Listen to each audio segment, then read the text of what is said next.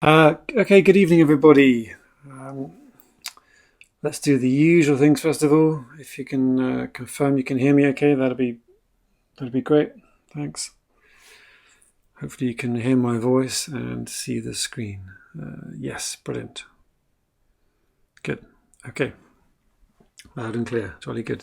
Sometimes the sound goes a bit dodgy on these things, but I am recording at fairly high quality at the moment, so any probs, we can just watch the recording later. But love to see you all here.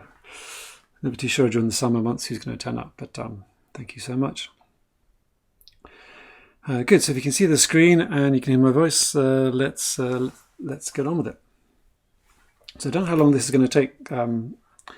The slides I've got, shouldn't take too long to go through, really, but it depends how many questions you have afterwards, and we'll see if we can give some examples later on. So I may just go through the slides and then come for questions later, or if I can keep an eye on your questions without getting distracted, I'll try and answer them as I go. But as usual, anything you want to ask, anything you want to say, just type it as we go, and I will come back to it at some point. Good. All right. So this phrase, the raw emotive content and deliberate negative thinking, I kind of threw this around at some point over the past few years. I was trying to find a phrase to describe the emotive part I try and get to with clients. Not always in one go. Sometimes it takes a while, but if I can get to that point, I just notice the biggest, most dramatic changes occurring. And as the title suggested, I found one of the most effective ways to do that is not to be positive, not to be too supportive, but actually just really reinforce some negative ideas. And I'll show you what I mean by that in just a moment. All right. So the raw emotive content. Before we go through the how, to me, you've got to understand the why. Because if you understand the why, it'll give you the conviction to do this. Because when you're doing it, it can seem pretty tough on the client. Okay, but when they come out the other side, they can have some pretty good releases. So let's have a look at the why first of all. Okay, because you need to have that understanding to keep going when your natural inclination might be to just calm them down or something. Okay, so as I say, look,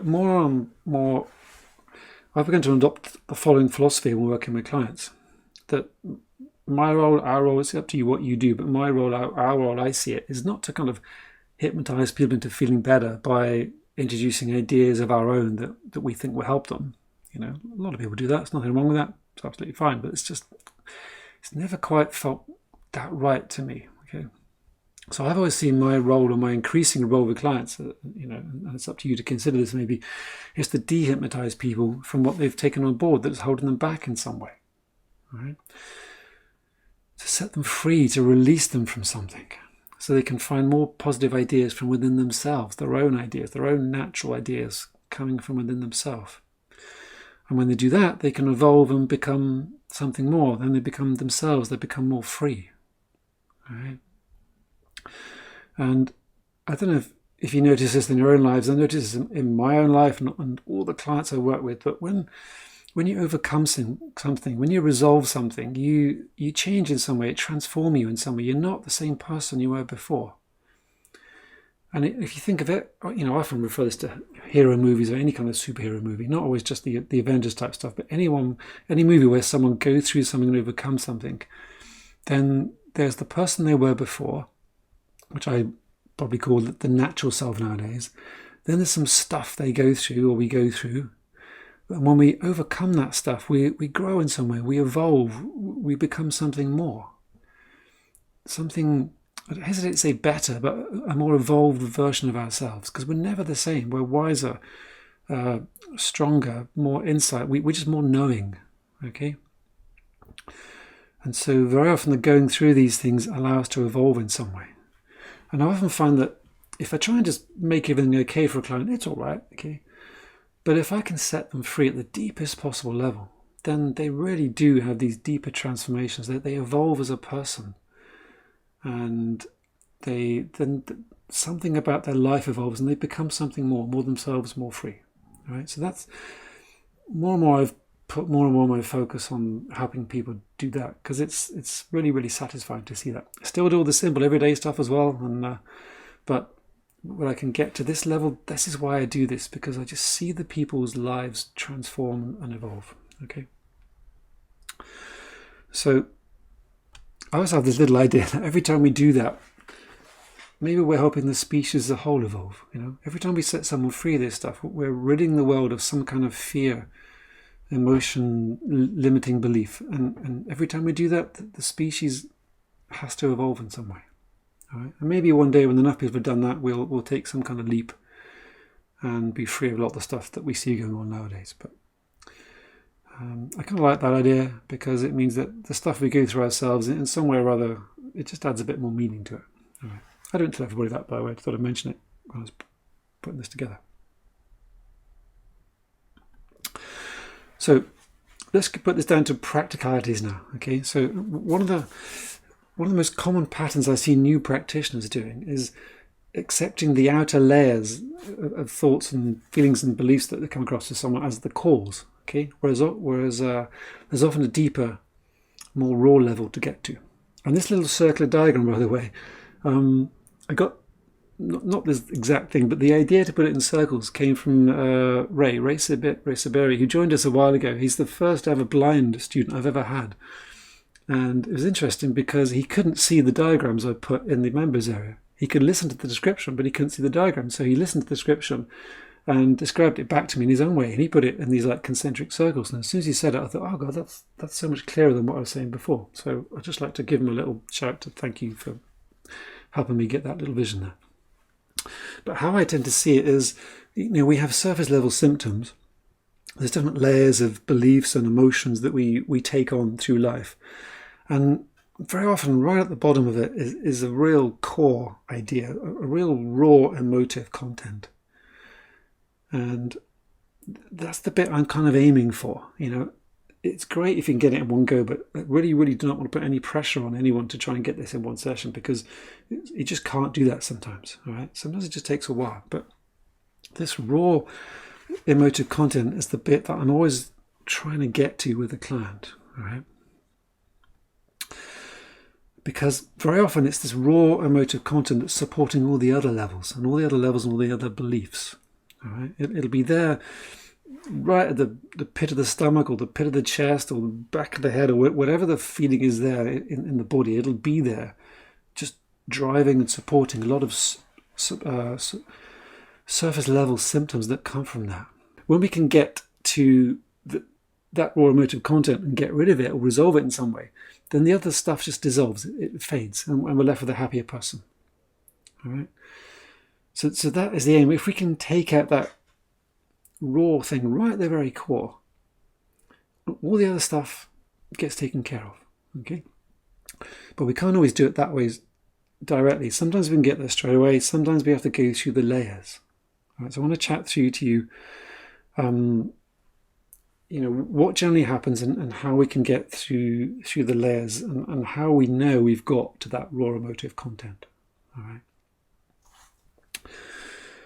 So, as I mentioned in the title at the beginning, one of the most effective ways I've found for helping the client go deeper and deeper into their belief systems more and more quickly is to use deliberate negative thinking. Okay, deliberate negative thinking. We have to give these things a name, so I've called it deliberate negative thinking. We could probably say it as the deliberate negative thinking process if we wanted to. I won't, but we could do. All right.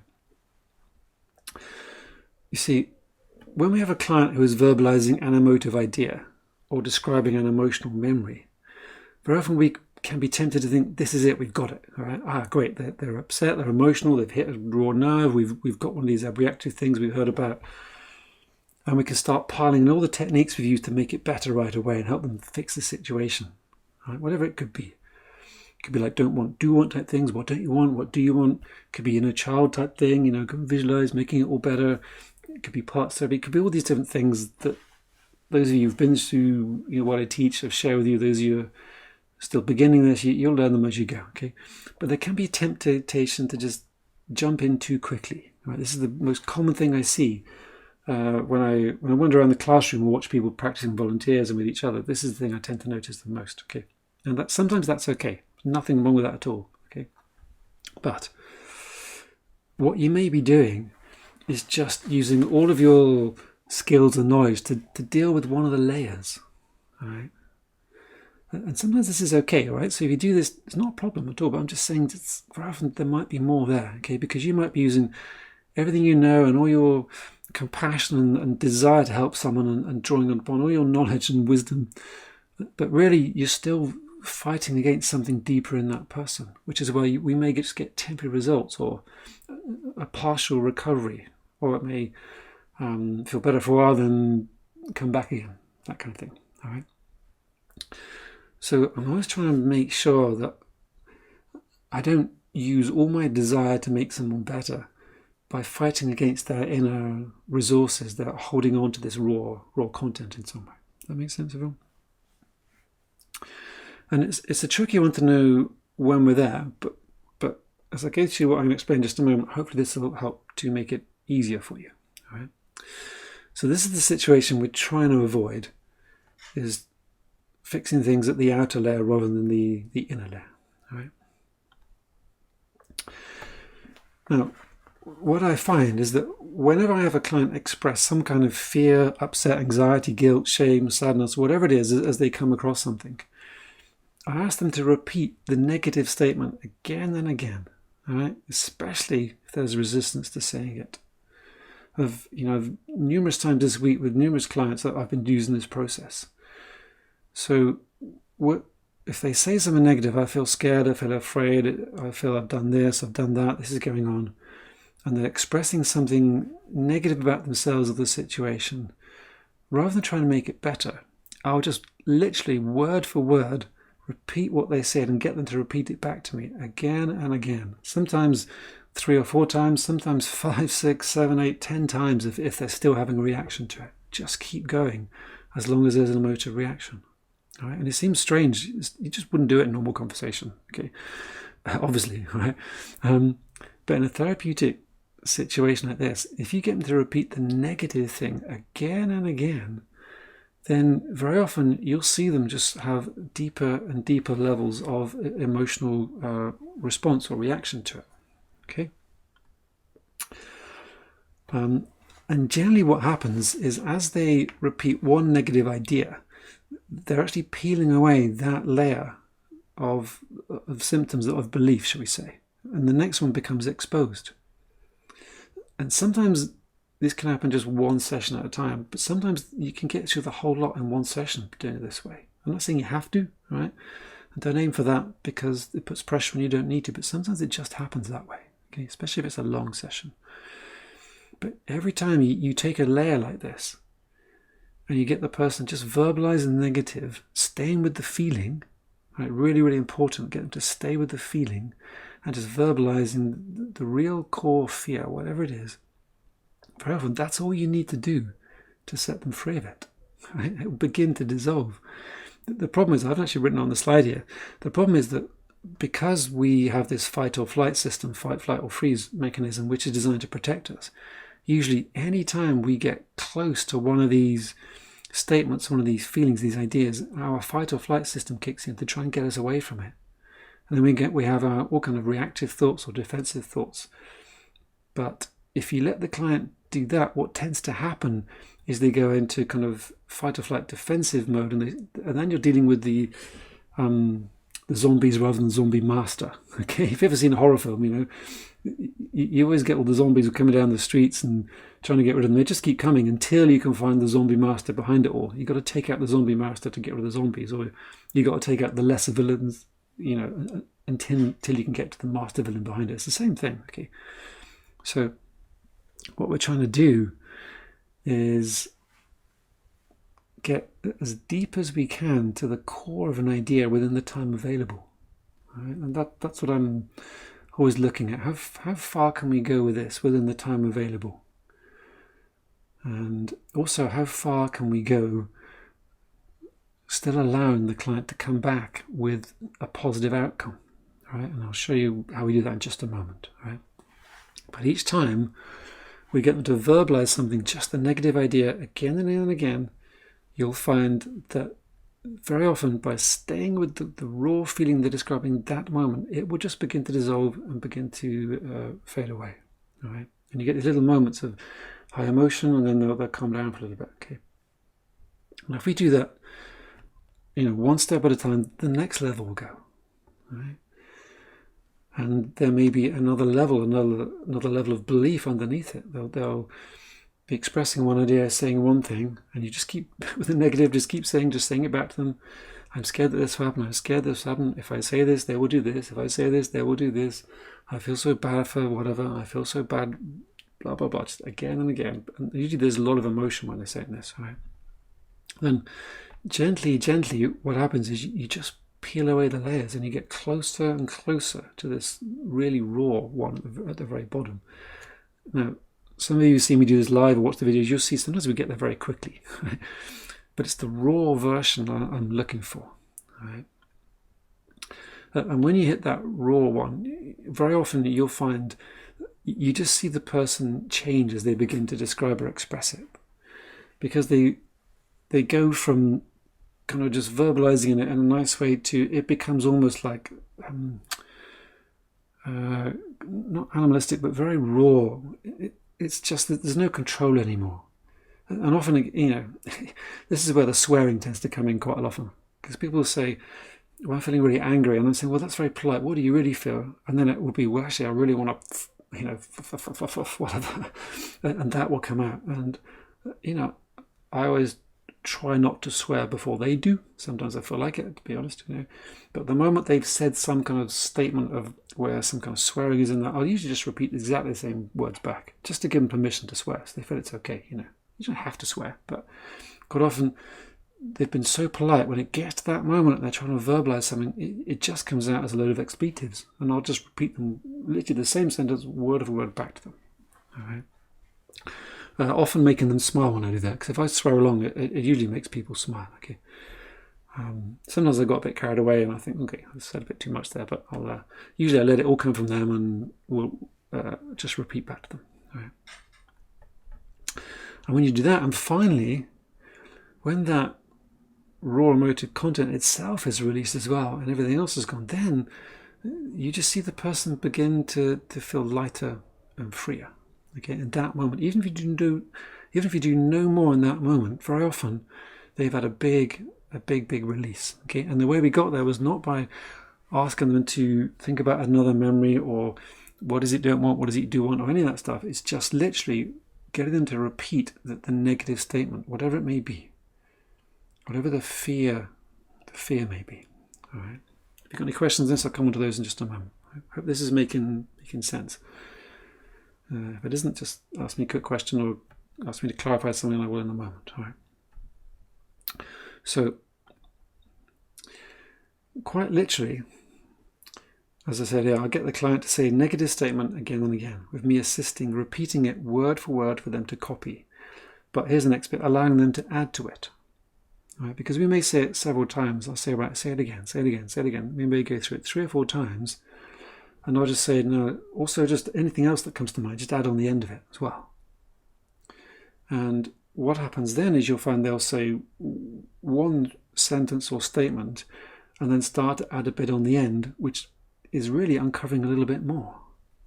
And then depending how long the whole sentence gets, I may add the 2 sentences together and repeat those. And then we'll add another one on the end of that. Okay, so they'll start verbalizing and their mind will be digging deeper and deeper, and sometimes the sentences get a little bit long, and if I've got a good memory and I'm concentrating really well, I can stay with it. Sometimes I scribble it down, okay? But what I tend to do is, if say we've got part A, sentence A and sentence B, and then they come at sentence C, which is even deeper, I'll drop A and I'll just start repeating B and C back to them. And if that moves on to D, I'll drop B and I'll just stick with C and D. Okay, so we keep moving along. Whatever they say, I'll evolve with them, but usually use the one before and then the new one they give me. If that makes sense in some way. All right. And then when we hit a certain point, if I've got memory of the whole thing, and I usually really try and focus on this, and then repeating it again and again, you tend to learn it as you do, but I may scribble notes down, especially if I'm doing a Skype session with this. Then eventually I might say the whole lot back to them. Repeat all these different sentences they've been saying, so they can really get a feel for all the layers of negative ideas going through them. I've been thinking this because of that, and that makes me feel this, so that this happens, and then this, and then that, and then that. All right? And you can literally have them verbalize the layers of belief and limitation they've been holding on to. Okay? Hopefully when you see some of the demos, you'll see me doing this a bit more. All right? But I keep doing this until we hit the core beliefs. You know, the core beliefs about love, relationships being pain, feeling separate, don't belong, disconnected, alone, those kind of things. Powerless, helpless, out of control, unsafe, threatened, the world is not safe. And of course the I am not enough, the unworthy one. Right? Those tend to be the core beliefs. So when we hit those, I know we're pretty close to getting down to the core of things. Right? And usually, I think I've got this on the next slide. Usually the biggest, most powerful release will be when they finally hit the lack of self-worth thing, what it makes them feel about themselves, the core of themselves. All right? So there might be a few other core beliefs around that, but usually when they get to that point that says, it makes me feel as if I'm just nothing, I'm worthless, no value, whatever that is. There's different variations in that, but you get the idea. Usually that's the one where you get the biggest release for most people, from my experience anyway. And that's the one where I usually think, okay, right, we've hit the bottom now. We're right down the bottom of the sack. Everyone will empty the contents of their emotional baggage to some degree, but there's usually a bit they hold on to. And I want to empty the whole bag. All right. So that's the point where I think, okay, maybe we've got as far as we need to get to. Okay. So at this point, all right, I usually get them to say, but actually, right? And if we've cleared the belief, they will then start to say something positive. All right, so we've got this negative statement. So we've got A, B, C, and D, or whatever they've been saying. I've been thinking this, I'm feeling this, and that makes me do this because of this, and I wish this, and if only this, and I feel that. And it's all, I've been thinking it's all this. But actually, and then they will start to create a more positive idea for themselves. Right? And it comes from them, not me. But I do latch onto it. The moment they said it, I will latch onto the words and repeat those back to them as well. Does that make sense? Okay. In a way, it's like, I haven't drawn it on the slides here. It's like I think that's like a letter U. As we're going down one side of the U, we go down and down and down, repeating the negative again and again and again. Just negative, negative, negative. Let them link and connect the next thing, the next thing, the next thing. Just keep going negative, negative, negative, having them say it again and again and again. And finally we hit the bottom. And at the bottom, I say, but actually, and leave it hanging. And then we start to come up the other side of the U and back out the other side. Okay? Does that make sense? I hope that makes sense to you. Right. So, as they latch onto those positive ideas, I will repeat them back to them and begin to build on those as well. But actually, maybe it was this instead. But actually, maybe I can do this now. But actually, maybe da-da-da. All right. And then, using all the fluid questioning and stuff, I might say, well, what does that mean? Now that, what does that mean? Okay. Well, now I can do that. Well, that means that this. All right. So I'll repeat that. Get them to repeat that. Okay, now that I feel this, it means that I can do this. Now that I feel this, it means I can do this. Da, da, da, da, da, da, da. And I'll just keep that going all the way back up. All right. But, as I put there, occasionally, as they say one of the positive ideas, they will also meet more resistance from another idea. All right, it doesn't always just happen nice and easily at this. Sometimes we'll get so far, and they go, oh, actually, yeah, but. So whatever the yeah, but is, we just go around the loop again with that. Okay, what's that? Yeah, but I think this, I do this, I can do this. But, okay, what's that feeling there? All right, then we may go down that little loop again, like another branch of the U, should we say, go down. More negative beliefs. And I say the same thing again and again. If that happens, it usually means there's just another level we hadn't quite got to. Another little side set of beliefs. All right, so never worry if you think it's all going really well, then suddenly they come up with a problem again. Just go with it again. Okay. So I'll just do that again. And then when we get to the end of that one, I'll say, but actually, and then they'll come with the same thing again. All right. And if it's appropriate, I may link the first lot and the second lot together. If not, I may just stick with this second lot and go with this one now. But I'll remember the first lot to repeat back to them later on. Okay, I'm trying to keep this simple. I hope it doesn't sound too complicated.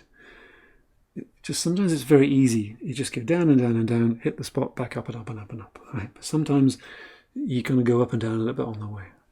Right? But the key thing I found is you just use them saying the negative thing until you hit what you think is the deepest possible level. Use that phrase, but actually, and let them bring it back up again. Right? And somebody's going to say, what happens if they can't think of anything positive? So I'll come into that in just a moment. Right? Right. As I said, just that if there's resistance on the way, it means we haven't got to the core yet, or there's probably just a side issue connected to it that we need to take care of as well. All right. But again, same thing. Keep going until they've dried up that particular statement, right? And then use but actually again. So the positive statements they come up with now will be their new belief system forming. They were literally be forming a new set of core beliefs, a new identity with themselves. And we want to latch onto those. Very often I'll be, I tend to, it's weird, when I'm working with a client live, I tend not to do it. When I'm on a Skype session, I'll scribble them down. Okay, but these are things I tend to write down because I want the client to take these ideas away with them so they can reinforce them. All right, maybe as mantras, affirmations, that kind of thing, but just take a few ideas away. Okay, not too complicated, just maybe a few sentences that sums up these key new ideas. They can just repeat them and help them really embed and get used to them being there. All right, and in a way, these are like new suggestions, hypnotic suggestions or positive suggestions that they're creating for themselves. So again, there's no input from me really. Sometimes you have to give a little nudge here and there if it's so blooming obvious. But sometimes I just give a little nudge if we need to. All right, but the idea comes from them. We peel away the outer layers by getting them to just repeat again and again. And what it does, it keeps them focused on the real core, raw emotion, not the stress response to it. Okay, I hope you can get this subtle difference here. Anytime we're dealing with the stress response, we're not dealing with the real core. We're dealing with the effect of it. So anytime we deal with anger, yeah, anger's all right. Okay, but anger's a response. It's the hurt, the upset underneath the anger that's the real issue. All right? Hope that makes sense. Okay. So the general one thing I want to get across to you is we don't need to be too positive too quickly. Just let them express the raw emotive content, often with very explicit language, as I said.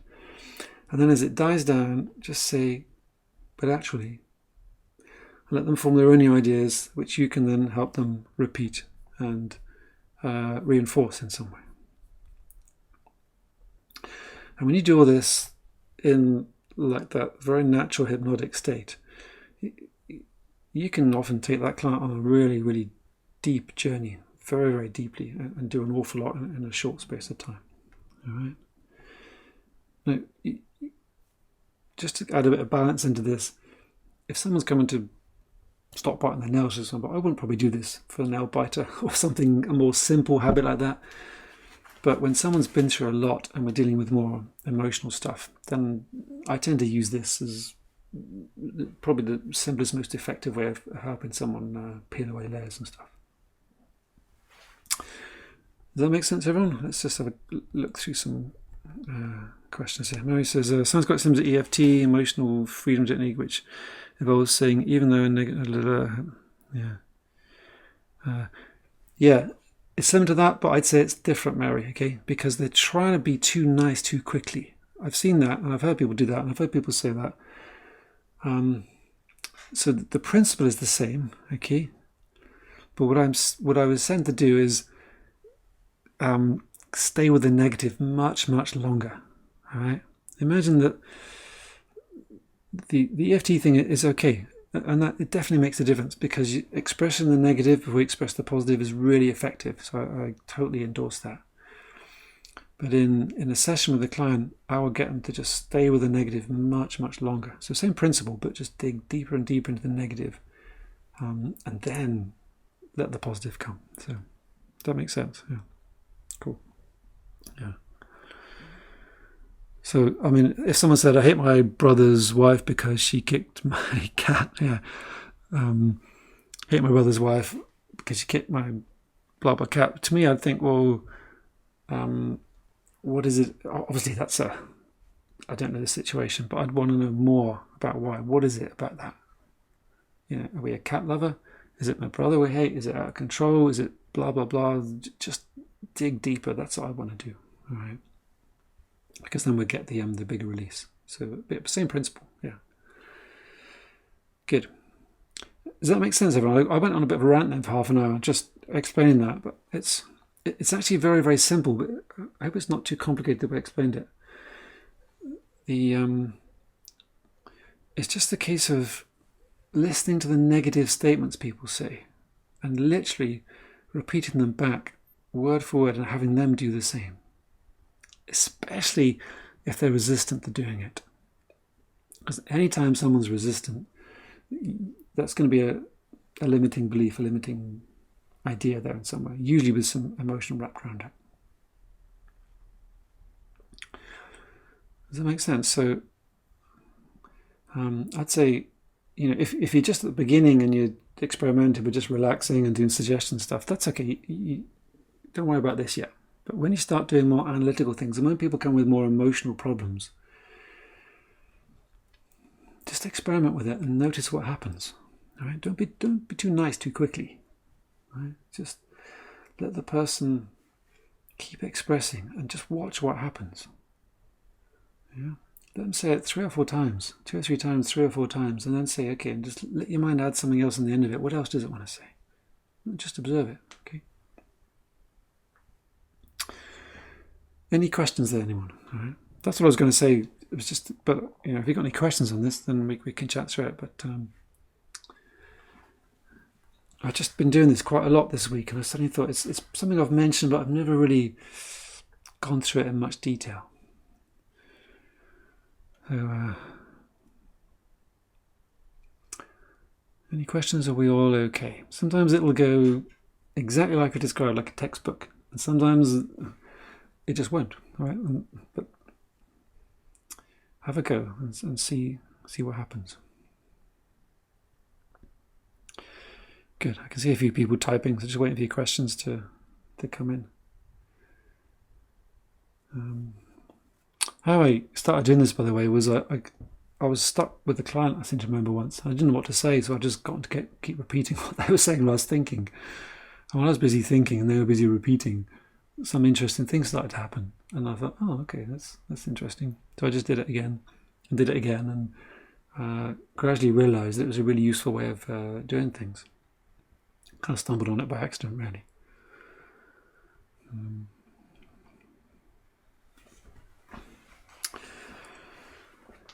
Cool.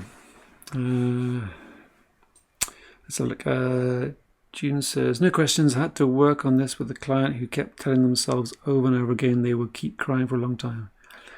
By helping them to change that belief, they changed. Yeah, that's good. All right. So yeah, that situation, I'd probably, if the client was saying that, I need to keep crying for a long time, need to keep crying for a long time, just keep expressing the fear. It's the fear we want to get to. It's always the fear, all right?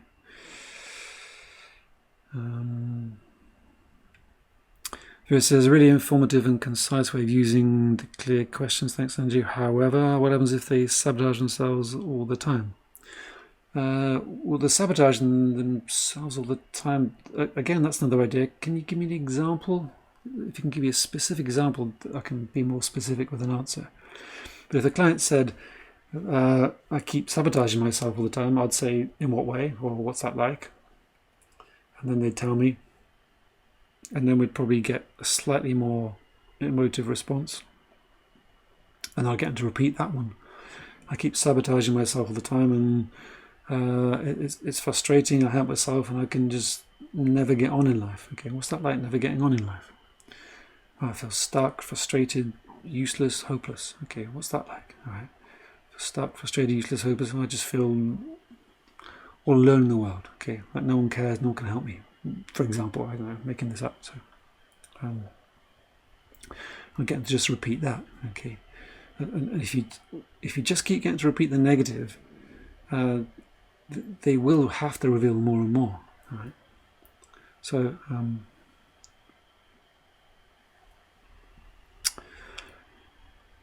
Okay, so they don't want to accept a positive belief of themselves. Okay, great. So I'll just go with that one. Okay, I don't want to accept a positive belief of myself.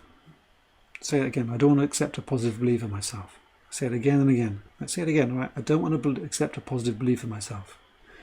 3 or 4 times. I get them to say it, so they're really activating that belief. I don't want to say. I don't want to accept a positive belief of myself because, and then they come out with something, and then I can almost guarantee at that moment they get emotional because I'm not worthy. I don't deserve it. I'm scared it might get taken away because it's not safe.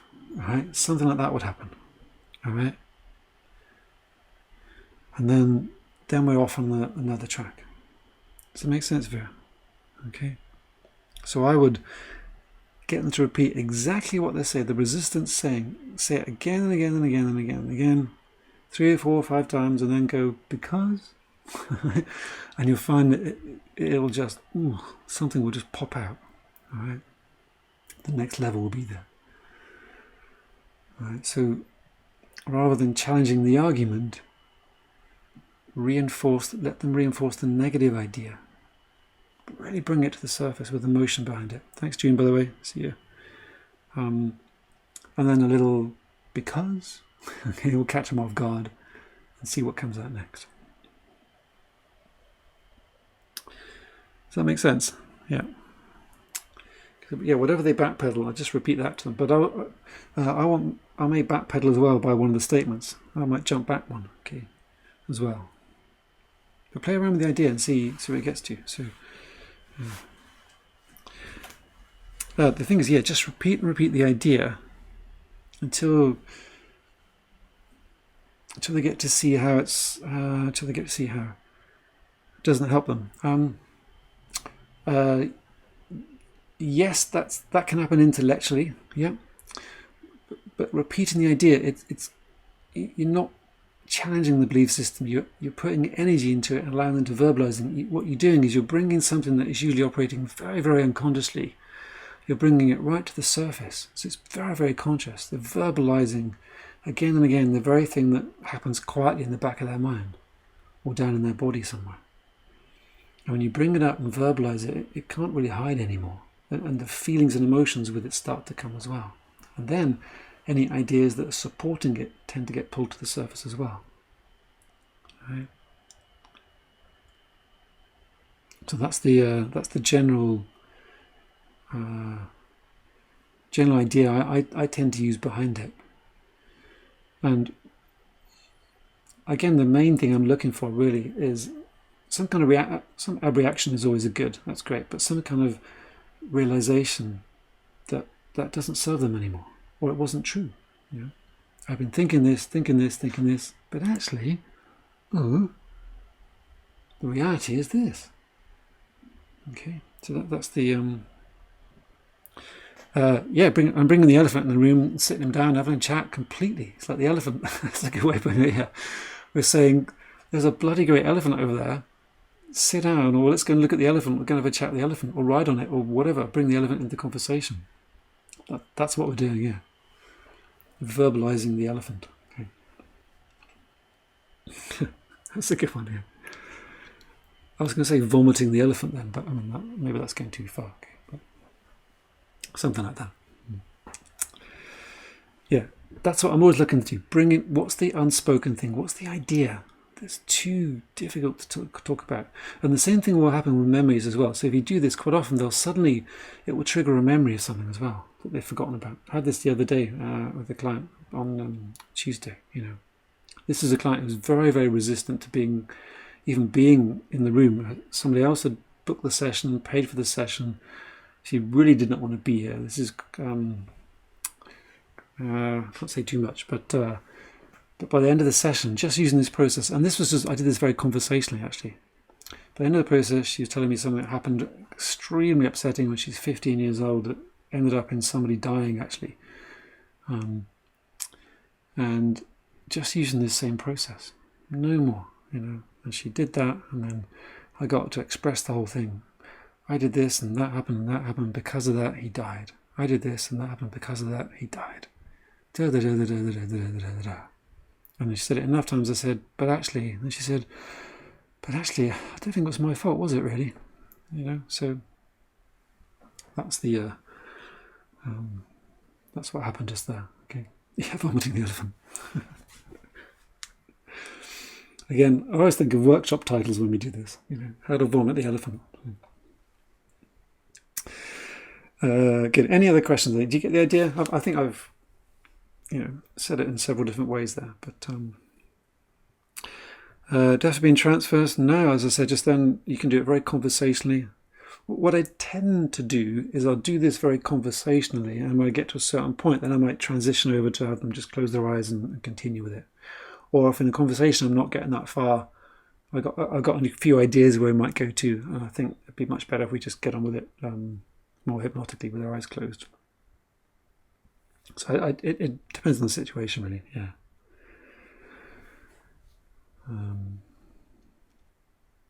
But again, I might just do this. You might be doing normal regression, chatting through memories and describing stuff, or parts therapy. But it's just usually when I spot an idea that I think that's quite a difficult statement for someone to say. You know, if they hold back, you grab hold of it and get them to say it again and again. You know, they try not to say it. They don't finish the sentence. So I'll get them to finish the sentence and then maybe repeat it 3 or 4 or 5 times. You know, see what happens. But anyway, have a go. See what you think. Let me know how you get on with it. If you find any way of improving on it or refining it, let me know, because I'm always looking for better ways to help people. But again, it's just something that I find it's very, very simple, but it can be incredibly effective. Cool. Okay, guys, thank you so much. Any other questions, or we can leave it there? And well done, everybody. Thank you for coming along live. Thank you for watching the recording for those of you later on. And I will be in touch with everybody very, very soon. Thanks a lot. Take care.